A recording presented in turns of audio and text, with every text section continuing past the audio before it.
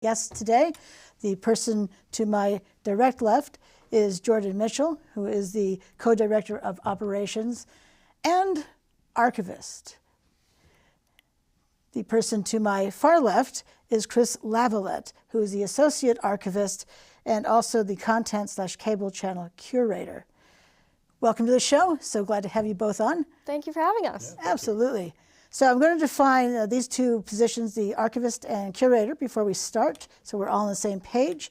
So this is from the National Archives. Quote, "Archivists are specially trained in preserving the original material and helping people obtain it. Archivists possess broad, deep knowledge about records and are involved in many, if not all, phases of the record's life cycle. Their extensive research and analysis skills help in serving records of the public, to the public, rather. And a curator, according to Oxford Languages, is, quote, a keeper or custodian of a museum or other collection." Short, sweet, and to the point with Oxford Languages. So how close are those definitions to what you do? I love those definitions. I think, especially for we both do the archive work, I think that definition is pretty spot on. It is our job, our role, to kind of shepherd the archives that we have here and, make them available to the public and also make sure that they're saved. So I think I like that definition. I didn't know that. I haven't read that before, but I liked that. How do you feel the curator position fits with what you do? Yeah, I'd say that's pretty good, especially at least with my current position with the channel and putting out what I do, especially with the rewind that I've been doing, the CCTV rewind, basically a themed collection that I'll play on the last Saturday of every month from our archives. It's, yeah, a really good definition, I think. Excellent, excellent. So now this all came about, what we're talking about today, because at the end of the April 2025 show, Jordan was pulling back the curtain, and all these DVDs back here have shows on them. And then she asked, have you seen our VHS storage rooms? No. So she showed me them, and we talked at length about preservation, because the title of today's show is Why Preservation is Important. It's not a question, it's a fact. So let's talk about what it takes to save these things. These DVDs hold how many shows each? Yeah, so our collection, we estimate, is about 40,000 programs, so individual programs, such as the program we're on today. And we have about 11,000 tapes and DVDs, kind of split equally. It's about 5,000 or so tapes, 5,000 or so DVDs. There's also some DV cams thrown in there.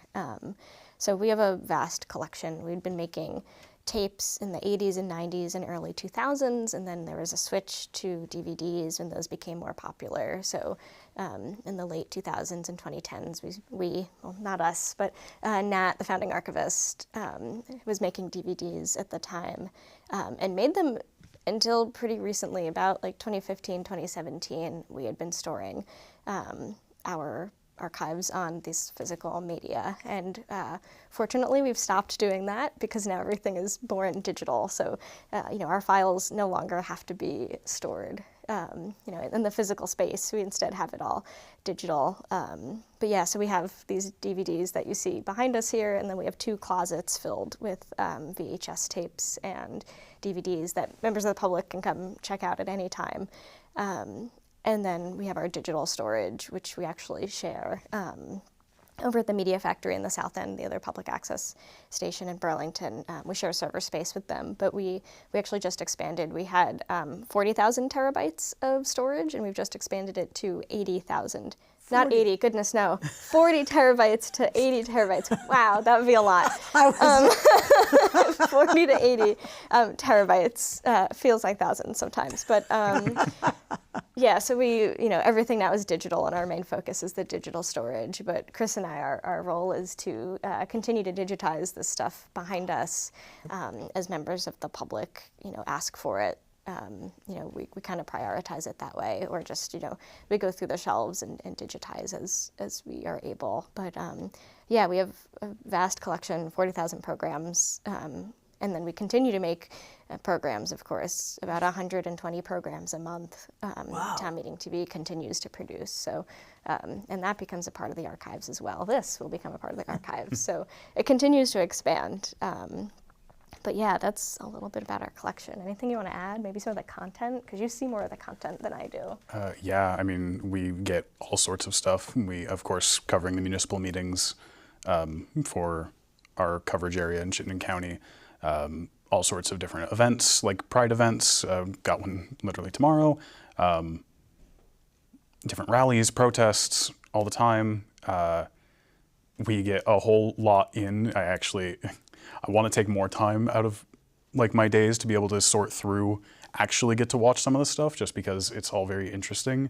And I don't, with part of my role being quality control, I don't get to fully ingest it all as it comes in, but I do see everything that comes in and give it that one last pass through before it goes up onto the web. And so yeah, it is all very interesting, and I want to take a deeper dive. Yeah, I'd say. Yeah. That's about And I think all I've some of our older stuff, you know, of course, you'll find when he was mayor, Bernie Sanders, you know, former Mayor Peter Clavelle, former senators and representatives, both at the state and federal level. And then also just like your neighbors are in the archive. There'll be times where I'll be watching a program, and I didn't grow up in Vermont, so I've only really been here the last 8 years or so, but I'll see a program from the 90s or 2000s and I'll go, oh, I recognize that person, either from seeing them somewhere on Church Street or having them here in the studio. So it's cool to see. It's not just like the big, you know, big figures in the archives. It's also like everyone. It's the Burlington and Chittenden County community. Like I've seen teachers that I used to have, because I have lived in Vermont my whole life. I've seen teachers that I've had in different towns in Vermont. Well, Yeah. it's Very- nice to be very part of small. that. Yeah. That just everyday people. Yes. Are part of that. Wow. So, so these here, so for the audience, so this channel is celebrating which birthday now? June will be our 41st birthday, 41st anniversary for CCTV, which is the parent organization of Town Meeting TV, the cable channel. So 41 years. So it started in '84 then, if I did that math right. Yep. So the style of saving was on these things. These are VHS tapes, for anyone who remembers these, besides people my age. And on them, there are the names of the different shows on here. Oh my. I don't know the first one. Porker? I think Porker, yeah, Interview from 1988. Okay. So the next one is a VTI Just Cause Eviction Press. And then Diamondstone. Wow, Peter Diamondstone. Yeah, that's a name I haven't heard in ages. So all three of those are from 1988.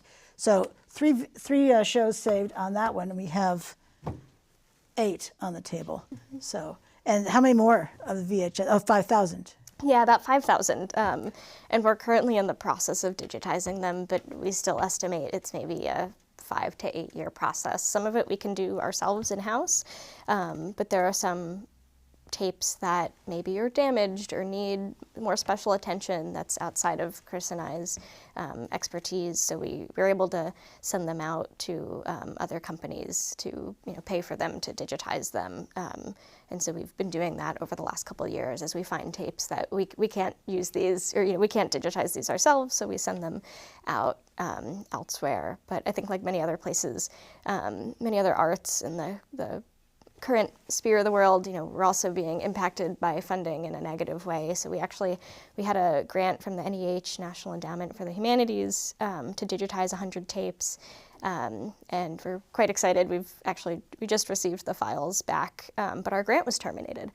So the work has been done, but due to the current political landscape, the funding isn't there to support this history, unfortunately. So we're doing the work that we, the best we can, but there's definitely challenges. And then also some of those bad tapes, there's not too many, fortunately. I wrote down, we have maybe like 88 tapes that we say are bad, meaning like we can't run them, don't touch them, which is only a small percentage. But we still have about 3,000 tapes left to digitize, so we're about halfway there, but there's still many years, because to digitize a tape, you have to put it into the VCR and run the tape in its full duration, and most of our tapes are 2 hours in duration. They usually have maybe 4 30-minute programs or 2 1-hour programs, or some other combination, but it takes time. We can maybe digitize 2 or 3 tapes in a day if we're here 5 days a week. Depends if we have working VCRs or not. They break, we try to fix them. But there's also a community effort to help us with this work. We have had people donating VCRs, for example, that we're not able to source. Maybe they find them in someone's basement and they still work. So we're very fortunate for that support from the community. But yeah, we're trying to do the work, but it's also difficult work. Very time consuming. Yeah, very time consuming. Mm-hmm. How much do you have up on the web? Yeah, I think you'd agree, a smaller percentage is on the web. Definitely. Our main focus right now and over the next couple of years is just digitizing it, the content, because especially the tapes deteriorate or maybe get moldy, and some of them are 41 years old, 40 years old, 35 years old. So I've had to move ahead in where we are, like chronologically for tapes, just due to that some of the tapes are making much more concerning sounds on the machine. I don't want to keep running them for risk of breaking them, because if there's a potential for getting them fixed or something in the future, want to save them for that. Yeah, we are finding our older tapes are kind of getting stuck in the machine. But we're trying. What was your question? You had a question. Maybe not. I've lost my train of thought. But how many tapes or how much time? It's time consuming. Yeah, it's time consuming. Yeah. And even if they run smoothly, it still takes quite a bit of time. So we try. On top of we both have other jobs within the organization. I think the archiving piece is part-time for both of us. Well, I manage operations of Town Meeting TV, and Chris manages our current content on Town Meeting TV. So, yeah, we do the work when we can. Wow. So, any volunteers would be able to do that? Any volunteers who come in to do that as well? Yeah, absolutely. And actually, we can talk about how we both got into our current roles, but. You had asked how many programs are on the web. That's it. A smaller percentage, because our main focus is digitization, just to save them and then have them in our server. And then it's kind of a second step. So like if one of these tapes has 4 programs on it, to put it on the website. It's like if you were to go to our website, you would see a program entry for every program that we've recorded, but there's no video attached because the video is not yet there. So it's kind of like a second step of, okay, we have the digitized file, but now we need to cut out that exact program and link it to the web. So that's more of, as a community has the request. So if anyone in the community sees something on our website that they would like, that they don't see, but they would like to access to, they can email us at archive@cctv.org. And we'll put it up there. But yeah, not as much. All of our current content, of course, is on the website. That's there, in a couple business days. But the older stuff is much fewer. But it's digitized, just not yet linked to the website. But volunteers, yes. We are, I think, always looking for volunteers. If people are interested in history, part of what we're still working on is like the metadata or like the information attached to the video on our website. So if we were to watch some of these programs, our website might just say interview with Peter Clavell, former Mayor Peter Clavell. But what was that interview? Were there other people in the interview? What are maybe some like keywords you would think of with that? So one area we're looking for volunteers is watching the programs and helping us decide like what a description would be, or if there's tags and keywords. And also with the digitization process, we're hoping in the next couple months to have a station that the community can come in and digitize as well. Wow. So we'll see, we need working equipment, of course, to be able to do that, but that's a goal, to be able to have the community either bring in their tapes and have them become a part of our archives, or help us digitize our own content. Wow. That sounds amazing. Yeah, and I think speaking of volunteers, it's in a way how both of us got sort of got involved. I went to UVM a couple years ago, and while I was at UVM, I volunteered here, not doing the archiving stuff really, but helping with like the live shows such as this. And then a couple years later, I graduated and was looking for a job, and the current archivist at CCTV had moved, and so it's hard to archive the content when you can't be in the same space. So there was an opening, and I kind of started just working with the archives, and I would do exactly that. I would put in a tape, and I would watch it, and I would see what was on it, and add information, what we call metadata, to it. And put it on the website. So that's kind of how I got started. At CCTV, was just volunteering, and then eventually doing just archives. And then now, of course, my job has expanded to also co-manage Town Meeting TV. But I think CCTV, we value the community members who are able to come and donate some of their time, especially to help preserve our archives here. Wow. Do you want to talk about how you got involved? Yeah, I had started in as an intern, going through a program, Pathways, because the person I was working with over there at the time actually had a connection over here. He had previously worked here, and so that got me in the door here doing some archiving stuff at the desk just right over there across the studio, and then I was here for 4 weeks-ish, I think, about, and then come December time, that ends, and then I get an email later on hey, if we have some hours in archiving available, would you be interested? That following January, I started in part-time just doing the archiving. I had been doing all of these DVDs right back here behind us, and then eventually I finally got through them all. So these all back here are digitized. Oh my God. Yeah. And then I moved on to tapes, or I started in with an archiving deck for tapes, and now that's all I'm doing at the moment in terms of the digitizing, beyond the occasional, if there's something on a DVD that we need here and there. And then after that, sometime, it was last year, July, the content manager prior to me had left. And so I was approached with an offer to take on the position. And so since then I've been doing the QC and the content managing, getting the channels all scheduled, getting the live shows like this one scheduled. That's a lot of hats to wear. Yeah. Both of you. Yes, a lot of us wear many hats. Wow. So is this the kind of work that you think that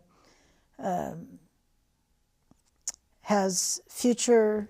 So for people who are thinking about this kind of work, is there future work for the archivists here, for instance? Yeah, it definitely, I'd say as technology changes, the scope of the work changes, right? Nat Ayer, the founding archivist in the 80s and 90s, his archiving job was making these tapes in DVDs later on, but making these tapes and writing on the spine what was on it. And he actually has notebooks that we still have where he was handwriting what was on each program. So, in the 80s and 90s, in this organization, the position of archivist was making all this material, and now in the 2020s, it's taking that material and making it digital. So I think our job has the scope of our job has changed, and I could see in another hopefully 10, 20 years, these will all be done. Everything will be digitized. Everything will be on the web. And who knows what our job would look like? Maybe it's I don't know. Maybe we have. It's more, I imagine it would be more digital. If I had to guess, everything would be digital. We wouldn't, I hope we still keep these DVDs, but, maybe it's just dusting them every now and then. Yeah, I think, it's interesting how, technology will, I think, impact it. But all of this being still so physical, analog material, it's kind of stuck in time, and it needs to be run through a VCR in order to work at the moment. Yeah, how do you think it'll change? If at all. Yeah, I'm not sure really. I think it'll honestly just evolve from however we continue to preserve this media, because who knows if how it's currently stored will be the way it is, and then that'll be you and I going through it all over again, moving it into some other medium. Times, technology changes incredibly fast, so I'd be very interested to see how where we are 10, 15 years from now, but yeah. Hopefully all of this is done on the web and everything bad has been fixed. Yeah. Any issues with the DVDs?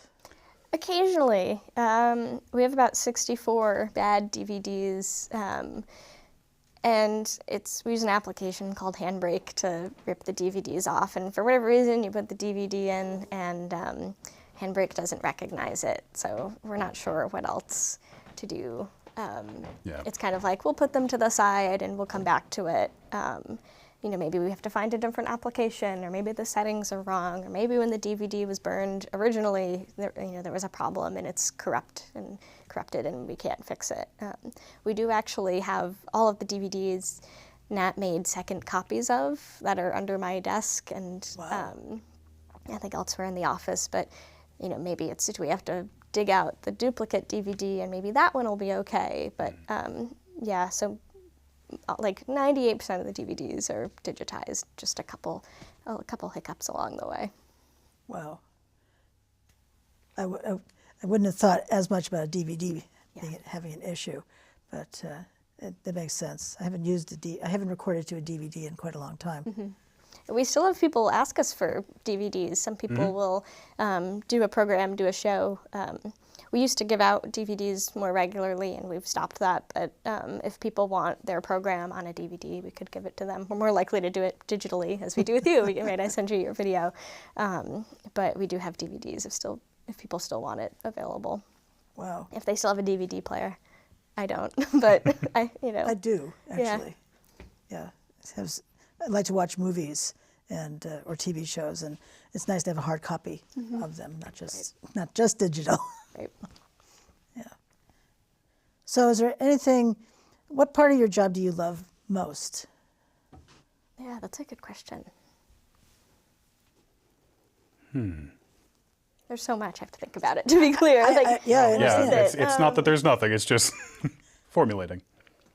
I think for me it's like seeing the history through, right, often we record, our kind of motto is gavel to gavel, recording things in full from start to end. That's not just for municipal meetings, recording it when it calls to order and stopping when it adjourns, but also for community events. We don't just go and get like a 30-second, panning shot or a really short interview. We try to really capture the event for people who couldn't be there, even back in the day. And that's how, part of how CCTV started was our two founders, Lauren Glendavidian and Nat Ayer. Nat would just go to events and record them with a camera. And eventually he was asked to follow Bernie Sanders around with a camera, and it has since evolved from there. But I think for me, it's seeing, the long form content in the archives that's just one of my favorite, or some of my favorite is more landscape, places type thing. There's one that's just traffic on, I think it's Pine Street, kind of looking south down Pine Street for 10 or 15 minutes. And it's just traffic as cars come by. And then also the waterfront, I've only known the waterfront to be the beautiful green grass park that it is now, but that didn't always used to be like that. It used to be very industrial, and I believe that was Mayor Bernie Sanders who helped make that more of a green space and less industrial. But we have helicopter footage of a helicopter circling around that area and recording all the industrial buildings and silos and tanks and stuff. So wow. I like seeing what the landscape used to look like. We also have in Williston, right? Williston is now very developed. There's Walmart and the movie theater and all those big stores right off of the interstate, right off of 89. And that used to all just be farmland. And we do have areas of Williston just recorded on the street or the road, and it was just land. So I like seeing that stuff. I think is how development has changed over time, and also just what did Pine Street used to look like. Or we have footage outside our office building here at in the Old North End. So seeing what the Old North End used to look like. So I think that's my favorite part of the job is seeing history through the archives. I think in the same vein very much, I love, for me it's a lot more the little things, seeing people that I recognize, or having, those moments when I've got a tape in the VHS player, everyone sees what's up and starts crowding around to come and look at the, for example, there was one cool thing, and bringing up Pine Street, Nat had done a tour with somebody in his twike. which is this very like compact little 3-wheeled vehicle that is like pedal powered.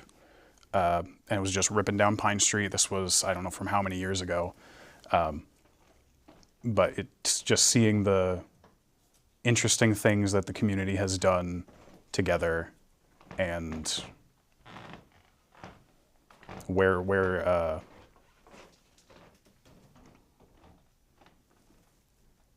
losing my train of thought. The community and the history of all of that. It's very nice to get a good look at all of it. What I like about when you were just talking about how not Pine Street, how the waterfront changed so much. So it's like my visual of that, because I remember when it was and Williston when it was farmland. So it's nice that those things have been captured, so that when I'm talking about those things, for instance, that people can go and actually look at archives for that. It's amazing stuff. And then like current day, we think of like part of my role is like what is interesting now that we should save, that people might want to have in the future. For example, right, the Burlington High School Tech Center off of North Avenue that's being built. We've gone and we've saved footage of that building being built when it was at the ground, and now it's now there's a building there. Or like currently, we were talking about last night, it was the Essex Development Review Board, where they're currently reviewing an application to bring an Amazon warehouse to Essex. And if that project were to be proposed, or to be approved, it would be interesting. Like maybe we go and film, I'm not sure if it's farmland or just kind of empty land, but film that. I don't believe there's buildings on it, but film that land as it is now. And if the Amazon warehouse were to be built, then filming, kind of like the before and after. It's like, I think about like these big development projects. That would be interesting to save. Wow, it sure would. Yeah. Yeah, I film a lot of that kind of stuff myself. So preserving the past. Right. Yeah. So in closing,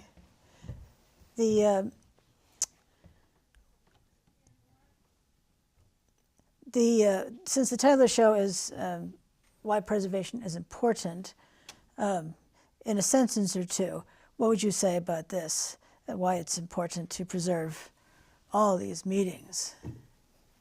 Yeah, that's a good question. I feel like the first thing that came to mind was like history repeats itself. So like I think saving it, especially with the municipal meetings, saving the government access part of what we do, so that people can see how that scope has changed over time, or sometimes how it reverts back. Right, a couple years ago, ranked choice voting came back to Burlington, and I didn't realize that was a thing years ago, and that there was ranked choice voting, and then there wasn't, and then there was, and something like that changes. So I think saving it, just to see how history, either progresses or repeats, I think is important, and you never know what like cool gems you'll find in there. True. Yeah, exactly. And just for research potential for people, I mean, right here, this show, just preserving it so that everyone can always look back on all of this history completely uncut and get all of the context. Yeah. Excellent. If I could end with two things, we have two things coming up we want to share. Oh, yes. If that works.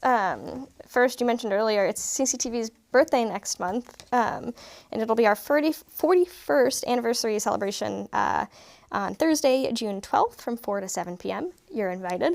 And it'll be at the Burlington Friends Meeting House, which is at the Bassett House, 173 North Prospect Street. I don't know if you'll be able to see that, but you'll get these fun postcards if you come to our studio. We'll be happy to give you one. But yeah, it's our anniversary. We're supporting, it's a big support for the archives as well next month. So come, meet Chris and I and learn more about the archives. And then Chris, you want to talk about Rewind if you have your details? Yeah, so every month, like I said before, there's this themed sort of curation of different programs from the archives that I'll put up on the last Saturday of every month. And this month will be tomorrow, actually, the May 31st. We're in May. So it'll be the spring edition. We've got a good bunch of programs ranging from all the way back in 1985 to, I think 2021 is the the most recent one that I've got in there. So go see Governor Cunin throw the opening pitch at what was it? Vermont Reds season opener. There was the Greenbelt Gardens from 2011. It's all very interesting, cool stuff. Lots of outdoorsy stuff. Check it out. May 31st on our Burlington Telecom channel 317, and also live on our YouTube channel. We have the 317 live feed. So if you're not a Burlington resident, you can catch it on there. It'll be at 6 p.m. That sounds like fun. Yeah. Governor Cunin, my gosh, she was forever ago. Wow. Well, I'd like to thank Chris and Jordan for coming on the show today. Really appreciate that. This is fascinating information. It's fascinating. Preservation isn't just for buildings. It's for anything, truly. And as we come to the end of our show, this is Patricia, and I am traveling for history. And thanks for watching. And until I see you again, I hope you have a fabulous rest of your day. Bye now.